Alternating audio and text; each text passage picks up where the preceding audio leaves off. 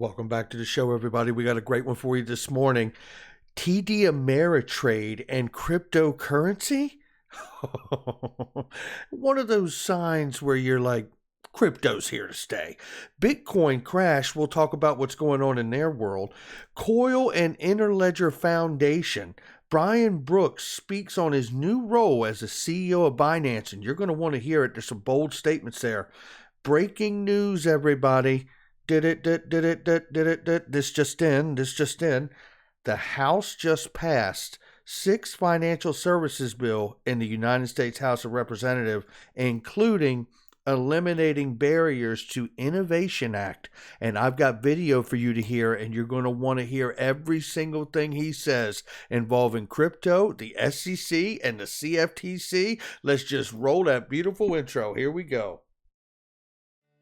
This is Digital Perspectives with Brad Kimes. Subscribe for new content notifications. Now, here's Brad Kimes. Come on in. Welcome back to the show, everybody. You can follow me on Twitter at BackupBradleyAbove at the top of the screen, and everything that we're talking about here today. Let's take a look at it. $2,020 billion plus for the cryptocurrency market cap collectively. Let's run down the numbers really quickly here. Bitcoin coming in at 54,957. It's off 13.6% on the 7-day. We may have part of the reason why. Ethereum right now at $2,263. It's up 4.29% on the 24-hour. And XRP at the number 4 spot, courtesy of intimidation tax and dereliction of duty by the SEC. We're at $1.33. We're up 1.15% on the 24-hour. We're off almost 28%. It's 27.54% on the 7-day. My, oh my, what to make of it. Let's look at the range here, ladies and gentlemen. We are currently above that 133 mark, which is a major support mark, according to the chart experts that we look to, and it is $1.34 right now. 134.04 is where we are, and we're ranging between 128.69 and 145.91. So we're going to keep an eye on that. Obviously, being above that 133, 130, 133 mark is a very important support mark. But again, there are comments that have been made that we got to bust through and breach that 150 line to really start to hit those targets that we've discussed before. And we will talk about those in the second video today, as well as other things. Let's go ahead and get going this morning. Here we are. Oh, by the way, before we get going, numbers are brought to you by KAVA. KAVA.io. By the way, you can actually catch up with them if you're not aware. You can catch up with KAVA. Let's see if we can pull this up really quickly here, because you can actually catch up with them on Binance, Huobi, Kraken, OKX, Chainlink, Ripple. I mean, they're involved with some really great people. But as far as exchanges, Binance, Huobi, Kraken, OKX, you can get them as a drop-down feature there if you're interested. Now, looking at the high earn yield, or the earn high yield on your assets, they've currently paid out almost $30 million. And there's 388 million plus assets in value in the platform. That is pretty remarkable number, to be honest with you. And 44% earned its annual percentage yield, which is a compound yield, ladies and gentlemen. And look at this, 75+% on hard token, 22% on XRP. Who wants to go back to the conventional markets where you get 1% interest or 3%? I mean, it just shatters anything from the conventional markets. It's pretty exciting stuff. So, all right, now let's get back to the news here, which is TD Ameritrade cryptocurrencies could potentially be considered a viable alternative investment for portfolio diversification. Say it isn't so. XRP Stevie down bottom says, I literally was just in TD and they said my crypto means nothing to them and it didn't count as an asset. Well, it seems to me that's a part of what they call talking their book, Stevie. So I would keep a head on a swivel, because if they're saying things like this in a post from their profile on Twitter, it would appear to me it won't be long before they'll be offering some diversification into crypto. Now let's take a look into Bitcoin's world here. It says China Xinjiang, and I hope I said that right. Forgive me if I didn't. Blackout and Bitcoin hash rate correction caused Bitcoin price to crash. Knowing that Bitcoin is proof of work, this is one of those pros and cons of a proof of work system. And obviously, I don't know if it completely had that full effect, but they are pointing to this as the crash in Bitcoin. It says no less than a major bloodbath in the crypto market. Prices down 8.5%, tanking below the 57,000 levels. And it says here is trading at 56, which we know is, we just called the number this morning, and just slightly over $1 trillion in market cap, which is very impressive, by the way. The solid price crash resulted in nearly $10 billion in Bitcoin liquidation in an hour's time. Wow. Yeah, take no prisoners, head on a swivel. Make sure you know what you're investing in this market. That part is financial advice. Make sure you know where you're putting your money and make sure you're not risking more than you can afford to lose, because it can happen. And it can happen not only in Bitcoin, it can happen in any coin that you're in. XRP, all of it. It's all possible. Zero is possible and hero is possible, right? So, all right, here we go. This is really, really exciting to me from DJ Peter Vass here. We covered this yesterday, but it is worth noting again how XRP Labs hooks can unlock a new world for the XRP ledger. Ladies and gentlemen, smart contracts on the XRP ledger.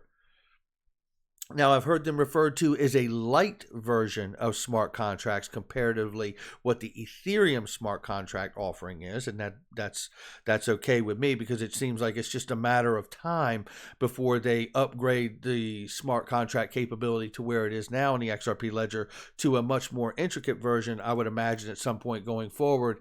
And between, the XRP ledger, Flare Networks, Cardano, and these things that are out here that can offer much cheaper, more affordable transaction fees, I think Ethereum has got some splaining to do going forward.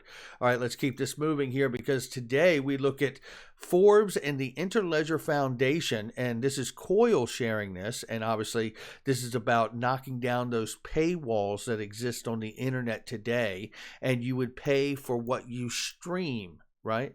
So they envision a world where it's possible for creators and publishers to get paid for what their work without relying on invasive ads, paywalls, the abuse of personal data, and those things alike. And here we see Coil handles membership, payment policies, cancellation, etc. Builds network. Imager powers the Emerald features. It says here you can unlock special contact and features across the internet on sites like Imager, Twitch, Cinnamon, and Simmer, which is exciting. And I'd love to see it really just kind of, mass adopt across the internet. There's nothing worse than paywalls, really. It's pretty horrible. Now, this is Brian Brooks, who is now the new CEO of Binance US. Now, I'm going to play you this 1-minute clip here, and I want you to hear what he says about his new role and how he sees Binance comparatively to Coinbase, let's say. Let's check it out.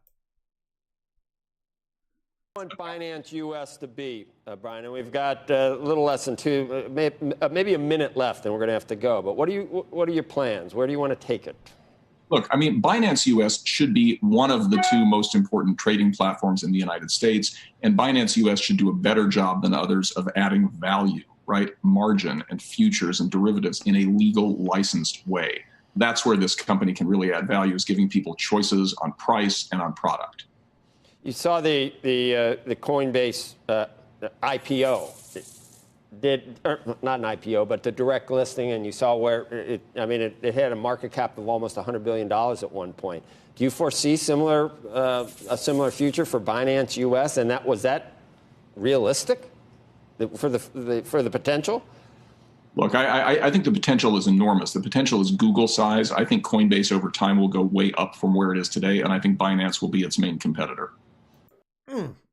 That's Brian Brooks laying it down. I tell you, I'm very excited about what Brian Brooks is going to do. Knowing that he was the former chief legal officer at Coinbase, understanding he was the former head of the Office Comptroller of Currency in charge of the entire federal banking system, this guy understands regulation because he helped write some of it. So I think he's going to move quickly, swiftly, and in a very, very compliant manner. So that is exciting to see where Binance is about to go. We will keep an eye on that for sure. Now, this moves us towards the breaking news here. This is from Shane Nixon. Shout out to you, Shane. I hope you and your family are well. Crypto regulation on the way. This is from Bitcoin News the other day. And this says that the SEC chair, Gensler, is waiting for some direction from the Treasury for overall policy of cryptocurrency regulations before he develops a specific regulatory approach for crypto. I just thought this was really interesting. Waiting for some direction from the Treasury.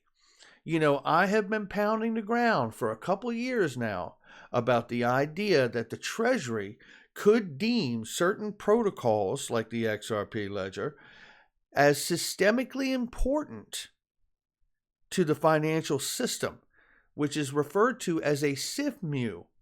And this would be done under the Dodd-Frank Act, and it's been done before. And it would be the Treasury and the FSOC, which is, like I said, a regulatory agency connected to the Treasury. And they could deem things like payment networks as systemically important to the financial stability of the market infrastructure or a financial market utility. And basically, it could be on both of those things. But you see other things that have gotten that status, and you see it's similar to entities that Ripple wants to work with to help settle derivatives for, like clearinghouses, right? CLS Bank International, right? ICE Clear Credit. I mean, this is Depository Trust Company. You know, so this isn't out of the realm, and I find it very interesting that he's saying he's waiting for direction there. But while that's happened, let's listen to this, and shout out to Doc Callum and Wakanda who sent this to me, and plus a couple other people, but these are the first two that I got it from, so I wanted to shout them out here. And this is really interesting. I want you to listen to this from the 327 mark. In support of my It's all really good, but I want to give it to you from the heart of it here. So let me just give it to right here. Let's listen this out. So what this bill does is, with our colleagues from the House Agriculture Committee, is it requires the Securities and Exchange Commission, the Commodities Future Trading Commission, to establish a working group focused on digital assets. This is the first step to opening the dialogue between our regulators and market participants and move to much-needed clarity. The fact is, this working group will produce a report within a year that includes an analysis of the domestic regulatory framework necessary for the development of cryptocurrencies and digital assets here in the United States. It's really important that we get our act together and that we be technology permissive, that we ensure that it's legitimate money raised here, that our existing laws are adhered to, but that we adapt and change and don't allow the debate between the CFTC, which sees everything as fish, and the Securities and Exchange Commission that sees everything as foul. When they look at this new entity, which is neither fish nor fowl, we have to have a smart regulatory framework for that. And so I'd urge my colleagues to support this bill and would reserve the balance of my time.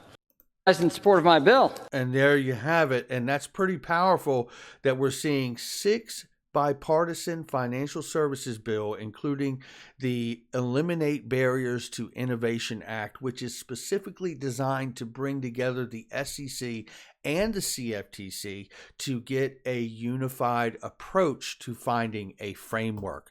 That, to me, is massive news, and I'm always reminded of that quote that things in Congress and government move very slow until they move very fast. And I feel like we might be at that point where things may begin to start moving very fast.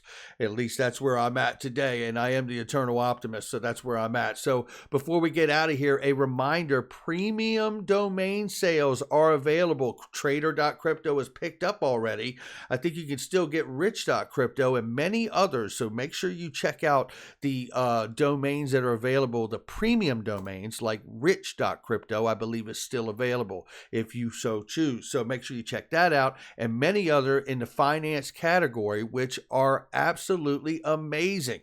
So all right, that's going to do it for me. Make sure you hit the like and subscribe. Leave a comment below. Make sure you share with somebody you know. Check out all the links in the description and comment box. They are trusted, vetted links. I'll catch all of you on the next one.